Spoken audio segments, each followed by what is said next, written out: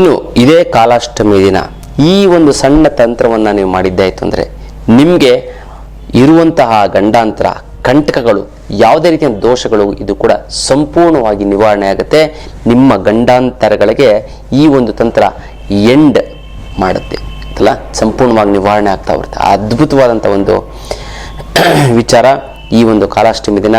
ಇದಕ್ಕೆ ಈ ಗಂಡಾಂತರ ನಿವಾರಣೆ ಮಾಡ್ಕೊಳ್ಳೋದಕ್ಕೆ ಕೇವಲ ಒಂದು ತಾಮ್ರದ ತಗಡು ನಿಮಗೆ ಸಾಕಾಗುತ್ತೆ. ಅದು ಯಾವ ವಿಚಾರ ಅಂತ ತಿಳಿಸ್ಕೊಡ್ತೀನಿ. ಅದಕ್ಕಿಂತ ಮುಂಚೆ ನೀವು ವಿನಯ್ ಯೋಗಿ ಗುರುಜಿ ಅಂತ ಯೂಟ್ಯೂಬ್ ಚಾನಲ್ ಲೈಕ್ ಮಾಡಿ, ಸಬ್ಸ್ಕ್ರೈಬ್ ಆಗಿ, ಮತ್ತು ಬೆಲ್ ಬಟನ್ ಒತ್ತಿ, ಮತ್ತು ಫೇಸ್ಬುಕ್ ಇನ್ಸ್ಟಾಗ್ರಾಮ್ ಕೂಡ ಲೈಕ್ ಮಾಡಿ, ಶೇರ್ ಮಾಡಿ, ಮತ್ತು ಫಾಲೋನ ಮಾಡಿಕೊಳ್ಳಿ. ಜೈ ಭಗವಾನ್. ಎಲ್ಲರಿಗೂ ನಮಸ್ಕಾರ. ಓ ಮಹಾದೇವ ಚಿದ್ಮಷ್ಟೇ ಮಹಿ ತನ್ನ ಐಶ್ವರ್ಯಲಕ್ಷ್ಮಿ ಪ್ರಚೋದಿತ ನಮಸ್ಕಾರ. ಇವತ್ತಿನ ವಿಶೇಷ ಸಂಚಿಕೆಯಲ್ಲಿ ಅನೇಕ ವಿಚಾರಗಳನ್ನು ನಾವು ತಿಳ್ಕೊಳ್ಳೋಣ. ಮೊದಲನೇದಾಗಿ ಅನೇಕ ವಿಚಾರ ಇದೆ. ಮೊದಲನೇದಾಗಿ ನಾವು ವಿಶೇಷವಾದಂಥದ್ದು ಮಾಹಿತಿ, ಪ್ರತಿನಿತ್ಯ ಪ್ರತಿದಿನ ಪ್ರತಿ ಕ್ಷಣ ಬೇಕಾಗಿರುವಂಥದ್ದು ಮಾಹಿತಿ ನೋಡಿ. ಸೌತೆಕಾಯಿ ಈ ಏನಾಗಿದೆ ಅಂತಂದ್ರೆ ಸಿಕ್ಕಾಪಟ್ಟೆ ಹೀಟು, ಯಾಕಂದರೆ ಇನ್ನು ಬೇಸಿಗೆ ಕಾಲ ಅಲ್ವಾ. ಅದಕ್ಕೆ ನೀವು ಏನು ಮಾಡಬೇಕು ಅಂತ ಬಾಡಿ ಕೂಲ್ ಆಗಬೇಕು ಅಂತಂದರೆ ಪ್ರತಿನಿತ್ಯ ಒಂದು ಸೌತೆಕಾಯಿನ ಸೇವನೆ ಮಾಡಬೇಕು. ಸ್ವಲ್ಪ ಅರ್ಧ ಭಾಗ ಕಾಲು ಭಾಗ ಎಷ್ಟು ಬೆಳಗ್ಗೆ ಟಿಫನ್ ಆದಮೇಲೆ ಒಂದು 10-11 ಗಂಟೆಗೆ ಸ್ವಲ್ಪ ಒಂದು ಇದನ್ನು ಕಟ್ ಮಾಡಿ ಉಪ್ಪು ಖಾರ ಹಾಕೊಂಡು ನೀವು ಸೇವನೆ ಮಾಡ್ತು ಅಂತಂದರೆ ಫಸ್ಟ್ ಕ್ಲಾಸ್ ಆಗಿ ನಿಮಗೆ ದೇಹದಲ್ಲಿ ನೀರಿನ ಅಂಶ ಜಾಸ್ತಿ ಆಯ್ತು, ಒಳ್ಳೆ ಇದು ಸಿಗುತ್ತೆ ನಿಮ್ಗೆ ನೀರಿನಂಶ.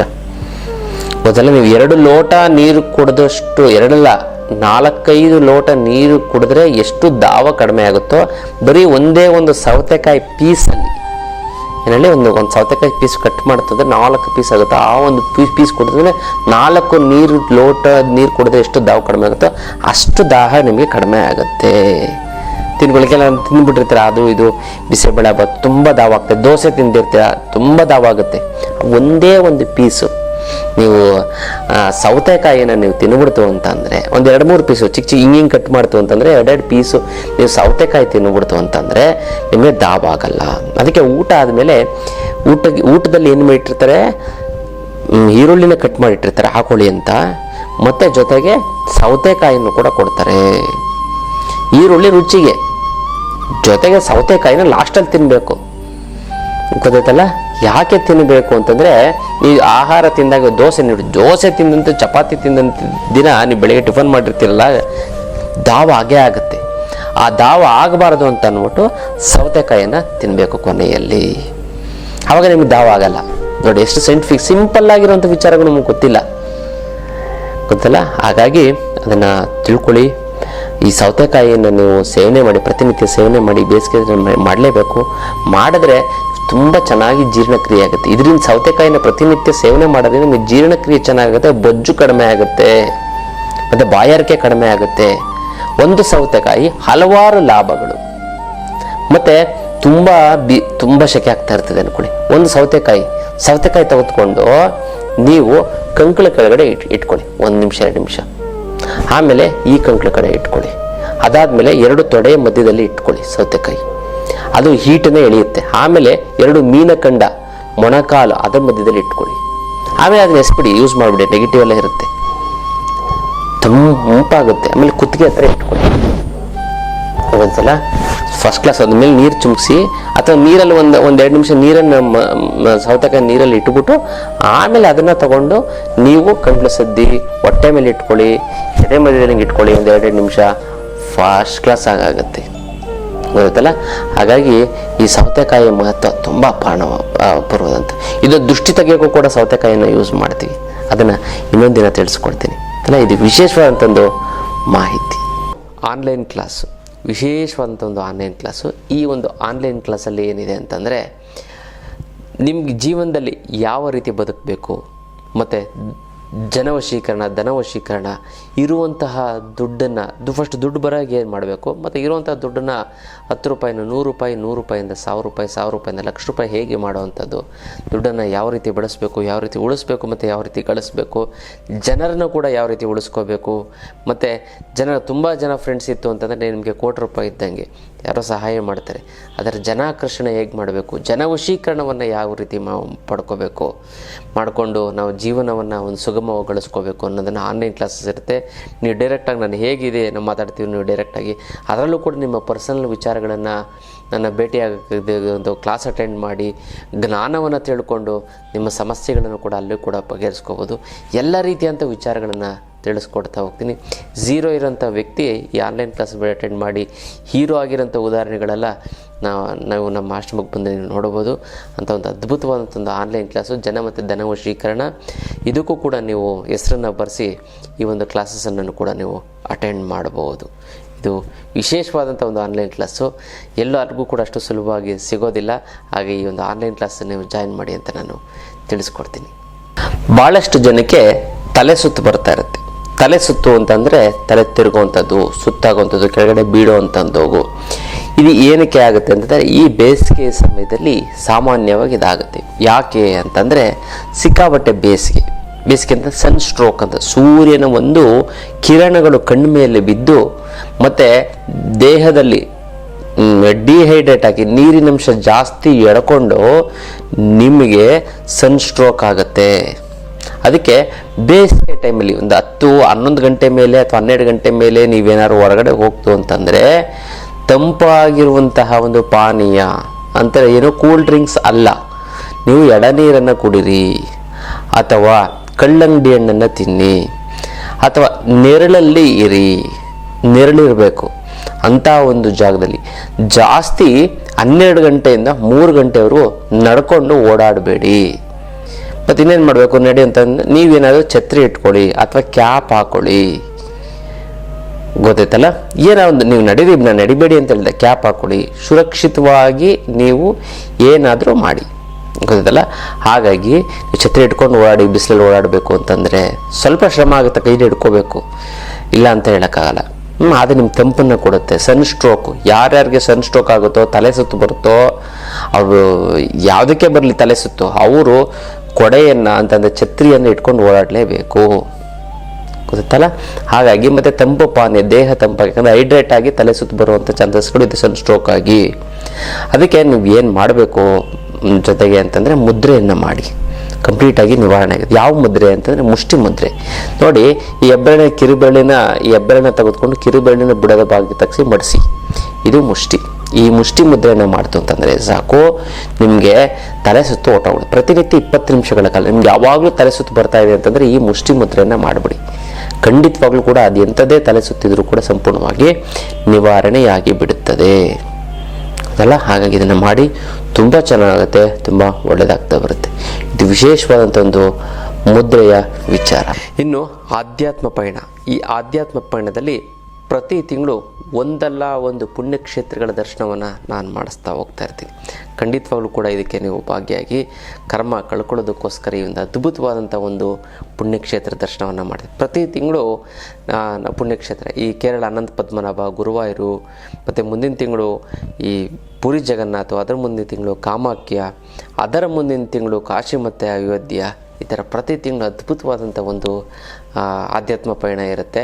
ಈ ಫ್ಲೈಟು ಮತ್ತು ಊಟ ತಿಂಡಿ ವ್ಯವಸ್ಥೆ, AC ರೂಮು, AC ಬಸ್ಸು ಎಲ್ಲವೂ ಕೂಡ ಅದ್ಭುತವಾಗಿ ವ್ಯವಸ್ಥೆ ಆಗ್ತಾಯಿದೆ. ಖಂಡಿತವಾಗ್ಲೂ ಕೂಡ ಈ ಒಂದು ಆಧ್ಯಾತ್ಮ ಪಯಣಕ್ಕೆ ನೀವೆಲ್ಲ ಭಾಗಿಯಾಗಿ ಹೆಸರನ್ನು ಬರೆಸಿ ಒಂದಲ್ಲ ಒಂದು ಆಧ್ಯಾತ್ಮ ಪಯಣ. ಜೀವನದಲ್ಲಿ ಜಂಜಾಟ ಅನ್ನುವಂಥದ್ದಿದೆ, ಸಂಸಾರ ಅನ್ನುವಂಥ ಗೋಡು ನಿತ್ಯ ನರಕ, ಈ ಒಂದು ಲೌಕಿಕ ಬದುಕೋ ಒಂದು ನರಕ. ಆ ನರಕದಿಂದ ಹೊರಗಡೆ ಬರೋದಕ್ಕೋಸ್ಕರ ಭಗವಂತ ನೋಡೋಕ್ಕೆ ನಾವು ಸ್ವರ್ಗಕ್ಕೆ ಹೋಗೋಕ್ಕಾಗಲ್ಲ, ಅಟ್ಲೀಸ್ಟ್ ಪುಣ್ಯಕ್ಷೇತ್ರಗಳನ್ನಾರು ನೋಡಿ ಆ ಸ್ವರ್ಗದ ಒಂದು ಅನುಭವವನ್ನು ನಾವು ಮಾಡ್ಬೋದಲ್ವ. ಅಂಥ ಒಂದು ಪುಣ್ಯಕ್ಷೇತ್ರಕ್ಕೆ ನೀವೆಲ್ಲ ಭೇಟಿ ಕೊಡಿ ಗುರುಗಳ ಮುಖಾಂತರ. ಅದರಲ್ಲಿ ಏನು ಮಾಡ್ತೀವಿ, ವಿಶೇಷವಾಗಿ ನಾವು ಯಂತ್ರ ಮಂತ್ರ ತಂತ್ರ ಎಲ್ಲವನ್ನು ಕೂಡ ಯಾವ ರೀತಿ ಸಂಕಲ್ಪ ಮಾಡಬೇಕು ಎಲ್ಲವನ್ನು ಕೂಡ ನಾವು ಮಾಡಿಸ್ತಾ ಇರ್ತೀವಿ. ಹಾಗಾಗಿ ಆ ಒಂದು ಪುಣ್ಯಕ್ಷೇತ್ರವನ್ನು ದರ್ಶನವನ್ನು ಮಾಡಿಕೊಳ್ಳಿ, ಹೆಸರನ್ನ ಬರೆಸಿ. ಪ್ರತಿ ಒಂದು ವಾಟ್ಸಪ್ ಗ್ರೂಪಲ್ಲಿ ನೀವು ಇತ್ತು ಅಂತಂದರೆ ಯಾವ್ದಾದ್ರು ಒಂದು ನಾವು ಎಲ್ಲೆಲ್ಲಿ ಹೋಗ್ತಾಯಿದ್ದು ನಾವು ಆಗ್ತಾ ಇರ್ತೀವಿ, ಅದಕ್ಕೆ ನೀವು ಬರ್ಬೋದು. ಆಧ್ಯಾತ್ಮ ಪಯಣ ಮಾಡಿ, ಜೊತೆಗೆ ದೇವರ ಒಂದು ಸಾಕ್ಷಾತ್ಕಾರವನ್ನು ಪಡೀರಿ. ನೋಡಿ, ಕಾಲಾಷ್ಟಮಿಯ ದಿನ ವಿಶೇಷವಾದಂಥ ಒಂದು ಇದು ಕಾಲ ಅಂದರೆ ಇದು ಯಾವುದು ಕಾಲ ಭೈರವನಿಗೆ ಇದು ಅರ್ಪಣೆ ಆಗುವಂಥ ಒಂದು ಅದ್ಭುತವಾದಂಥ ಒಂದು ದಿನ. ಈ ಟೈಮಲ್ಲಿ ಕೆಟ್ಟ ಟೈಮ್ ಇದ್ರೂ ಕೂಡ ಇದನ್ನು ಸರಿ ಮಾಡ್ಕೊಳ್ಳುವಂಥ ಒಂದು ಅದ್ಭುತವಾದಂಥ ಒಂದು ದಿನ ಕಾಲಾಷ್ಟಮಿ ಅಂತಲ್ಲ. ಈ ಒಂದು ಕಾಲಾಷ್ಟಮಿ ಅಂದರೆ ವಿಶೇಷವಾಗಿ ವೀರಭದ್ರನ ಆರಾಧನೆ ಮಾಡುವಂಥದ್ದು, ಕಾಲಭೈರವನ ಆರಾಧನೆ ಮಾಡುವಂಥದ್ದು, ಕಾಳಿಯನ್ನು ಆರಾಧನೆ ಮಾಡುವಂಥದ್ದು ಮಾಡಬೇಕು. ಈ ಒಂದು ಯಾರಿಗೊಬ್ರು ಅನಾರೋಗ್ಯದ ಸಮಸ್ಯೆ ಇರುತ್ತೆ, ಹಣಕಾಸಿನ ಸಮಸ್ಯೆ ಇರುತ್ತೆ, ಮತ್ತು ಈ ಫ್ರೆಂಡ್ಶಿಪ್ ರಿಲೇಷನ್ಶಿಪ್ ಒಂದು ಸಮಸ್ಯೆ ಇರುತ್ತೆ. ಇದೆಲ್ಲ ನಿವಾರಣೆ ಆಗೋದಕ್ಕೆ ಸಣ್ಣ ಒಂದು ತಾಮ್ರದ ತಗಡನ್ನು ತೆಗೆದುಕೊಳ್ಳಿ. ಅಂಗೈ ಎಷ್ಟಿರುವಂಥ ಒಂದು ತಾಮ್ರದ ತಗಡು, ಈ ತಾಮ್ರದ ತಗಡನ್ನು ತೆಗೆದುಕೊಳ್ಳಿ. ಈ ತಾಮ್ರದ ತಗಡನ್ನು ತೆಗೆದುಕೊಂಡು ಒಂದು ಪೆನ್ನಲ್ಲಿ ಒಂದು ರೆಡ್ಡಿಂಗ್ ಪೆನ್. ಇನ್ನು ಬರಬೇಕಾಗಿರೋ ದುಡ್ಡು ಬರ್ತಾ ಇಲ್ಲ ಅಂತಂದರೆ, ಕೊಡೋರಿಗೆ ಕೊಡೋಕ್ಕಾಗ್ತಾ ಇಲ್ಲ ಅಂದರೆ, ಸಿಕ್ಕಾಪಟ್ಟೆ ಸಾಲ ಆಗಿತ್ತು ಅಂದರೆ, ಗುರುಗಳೇ ದುಡ್ಡು ನೀರು ಥರ ಖರ್ಚಾಗ್ತಾ ಇದೆ, ಎಲ್ಲಿ ಹೋಗ್ತಾ ಇದೆ ಎಲ್ಲಿ ಬರ್ತಾ ಇದೆ ಗೊತ್ತೇ ಆಗ್ತಾ ಇಲ್ಲ ಅನ್ನೋಂಥವ್ರಿಗೆ ಏಕೈಕ ರಾಮಬಾಣ ಅಂದರೆ ಅಷ್ಟಲಕ್ಷ್ಮಿ ಯಂತ್ರ. ಈ ಅಷ್ಟಲಕ್ಷ್ಮಿ ಯಂತ್ರವನ್ನು ಮನೆಯಲ್ಲಿ ಪ್ರತಿಷ್ಠಾಪನೆ ಮಾಡಿದ್ದೇ ಆಯಿತು ಅಂದರೆ ಅದೆಂಥದ್ದೇ ಹಣಕಾಸಿನ ಸಮಸ್ಯೆ ಇದ್ದರೂ ಸಂಪೂರ್ಣವಾಗಿ ನಿವಾರಣೆ ಆಗಿಬಿಡುತ್ತೆ. ಸಾಲ ಸೋಲಗಳೆಲ್ಲ ಸಂಪೂರ್ಣವಾಗಿ ತೀರೋಗುತ್ತೆ. 6 ತಿಂಗಳಲ್ಲಿ ಅದೆಂಥದ್ದೇ ಸಾಲ ಇದ್ದರೂ ಕೂಡ ತೀರೋಗುತ್ತೆ. ಬೇಡ ಒಂದು ವರ್ಷ ತೊಗೊಳ್ಳಿ ಬಿಡಿ, ಬೇಡ ಒಂದು ವರ್ಷದಲ್ಲಿ ಒಂದು ಅರ್ಧ ತೀರೋದ್ರೂ ನೀವು ಎಷ್ಟೊಂದು ನಿರಾಳತೆ ಬಂದುಬಿಡ್ತದೆ, ಗೊತ್ತಲ್ಲ. ಈ ಒಂದು ಯಂತ್ರಕ್ಕೆ ಮುಟ್ಟು ಕಟ್ಟು ಚಟ್ಟು ಮಡಿ ಮೇಲಿಗೆ ಸೂತ್ಕ ಗೀತ್ಕ ವೆಜ್ಜು ನಾನ್ ವೆಜ್ಜು ಜಾತಿ ಗೀತಿ ದಿಕ್ಕು ಗೀಕು ಆ ಥರದ್ದು ಏನಿಲ್ಲ. ಇಟ್ಟ ಸಹ ಕೆಲಸ ಆಗುತ್ತೆ. ದೇವ್ರ ಮಲ್ಲಾರು ಇಡ್ಬೋದು, ಬೀರ್ನಲ್ಲಾರು ಇಡ್ಬೋದು. ಪ್ರತಿದಿನ ಪೂಜೆ ಮಾಡಲೇಬೇಕು ಅಂತ ಏನಿಲ್ಲ. ಪೂಜೆ ಮಾಡಲಿಲ್ಲ ಅಂತಂದ್ರೂ ಕೂಡ ನಡೆಯುತ್ತೆ. ಜೊತೆಗೆ ಇದು ಕರ್ಮ ಕಳೆದಿದ್ರೆ ಮಾತ್ರ ತೊಗೊಳಕ್ಕಾಗೋದು. ಎಲ್ಲರ ಕೈಲೂ ಅಷ್ಟು ಸುಲಭವಾಗಿ ಬರೋದಿಲ್ಲ. ಸಂಕಲ್ಪ ಮಾಡ್ಕೊಳ್ಳಿ. 10-20 ಬಾರಿ ಸಂಕಲ್ಪ ಮಾಡಿಕೊಂಡ್ರೆ ಅದು ಹೇಗೋ ನಿಮ್ಮ ಮನೆ ಒಳಗಡೆ ಬರ್ತದೆ. ಸಾಕ್ಷಾತ್ ಮಹಾಲಕ್ಷ್ಮಿ ಯಂತ್ರದ ಮೂಲಕ ನಿಮ್ಮ ಮನೆಗೆ ಬಂದು ಸ್ಥಿರವಾಗಿ ನಿಲ್ತಾಳೆ. ಇನ್ನು ಈ ಅಷ್ಟಲಕ್ಷ್ಮಿ ಯಂತ್ರ ನಿಮ್ಮ ಮನೇಲಿ ಇತ್ತು ಅಂತಂದರೆ ಯಾವುದೇ ಕಾರಣಕ್ಕೂ ನೀವು ತಲೆ ಕೆಡಿಸ್ಕೊಳಕ್ಕೆ ಹೋಗ್ಬಿಡಿ. ಹಣಕಾಸನ್ನ ನೀವು ಮರೆತು ಬಿಡಿ, ಬೇರೆ ಬಗ್ಗೆ ನೀವು ಯೋಚನೆ ಮಾಡಿ. ಅಂಥ ಒಂದು ಅದ್ಭುತವಾದ ಒಂದು ಶಕ್ತಿ ಗಿಡಮೂಲಿಕೆಗಳನ್ನೆಲ್ಲ ಕುಟ್ಟಿ ಪುಡಿ ಮಾಡಿ ಅರೆದು ಒಣಗಿಸಿ ಭಸ್ಮ ಮಾಡಿ ಈ ಒಂದು ಯಂತ್ರನ ಪ್ರಾಣ ಪ್ರತಿಷ್ಠಾಪನೆ ಮಾಡಿ ಶಕ್ತಿ ತುಂಬಿ ಇಟ್ಟಿರುವಂಥ ಒಂದು ಯಂತ್ರ. ಈ ಯಂತ್ರವನ್ನು ನೀವು ಪ್ರತಿಷ್ಠಾಪನೆ ಮಾಡಿ ನಿಮ್ಮ ಹಣಕಾಸಿನ ಸಮಸ್ಯೆಯ ಸಂಪೂರ್ಣ ನಿವಾರಣೆನ ನೀವೇ ನೋಡ್ತೀರ. ಹಾಗಾಗಿ ಇದನ್ನು ಇನ್ನು ಅತ್ಯದ್ಭುತವಾದ ಒಂದು ಅಷ್ಟಲಕ್ಷ್ಮಿ ಯಂತ್ರದ ವಿಚಾರ ತೆಗೆದುಕೊಂಡು ನಿಮ್ಮ ಹೆಸರನ್ನು ಬರೀರಿ. ರೆಡ್ಡಿಂಗ್ಗೆ ಯೂಸ್ ಮಾಡಬೇಕು. ಅದು ಬರೀದೇ ಆದರೂ ಪರವಾಗಿಲ್ಲ, ಡಾಟ್ ಪೆನ್ನಲ್ಲಿ ಪ್ರಿಂಟ್ ಆದರೂ ಪರವಾಗಿಲ್ಲ, ಅಥವಾ ಈ ಮಾರ್ಕರ್ ಪರ್ಮನೆಂಟ್ ಮಾರ್ಕರ್ ಇರುತ್ತಲ್ಲ ಅದರಲ್ಲೇ ಬರೀರಿ. ಏನಿಲ್ಲ, ಅದನ್ನು ಸಂಪೂರ್ಣವಾಗಿ ಮಡಿಸ್ಬಿಟ್ಟು ಒಂದು ದಾರ ಕಟ್ಟಿ, ಆಮೇಲೆ ನೀವೇನೊಂದು ಎಕ್ಕದ ಎಲೆಯನ್ನು ತೆಗೆದುಕೊಳ್ಳಿ. ಎಕ್ಕದ ಎಲೆ ಸಿಗುತ್ತೆ, ಅದನ್ನು ಕಿತ್ಕೊಂಡು ಬಂದು ನೀವೇನು ಮಾಡಿ ಅಂತಂದರೆ ಈ ಸುರುಳಿ ಸುತ್ತಿರ್ತಿರಲ್ಲ ನಿಮ್ಮ ಹೆಸರನ್ನ ಬರೋದು ತಾಮ್ರ ತಗಡ ಅದರಲ್ಲಿ ಅದನ್ನು ಈ ಎಕ್ಕದ ಎಲೆಯ ಮೇಲೆ ಇಟ್ಟು, ಒಳಗಡೆ ತಾಮ್ರದ ಎಲೆಯ ಮೇಲೆ ಈ ತಾಮ್ರದ ಸುರುಳಿ ಸುತ್ತಿರ್ತಿರಲ್ಲ ಅದನ್ನು ಇಟ್ಟು ಮತ್ತೆ ಮಡಿಸಿ ಮತ್ತೆ ಗಂಟನ್ನು ಹಾಕಬೇಕು. ನೀವು ಸುತ್ತಬೇಕು.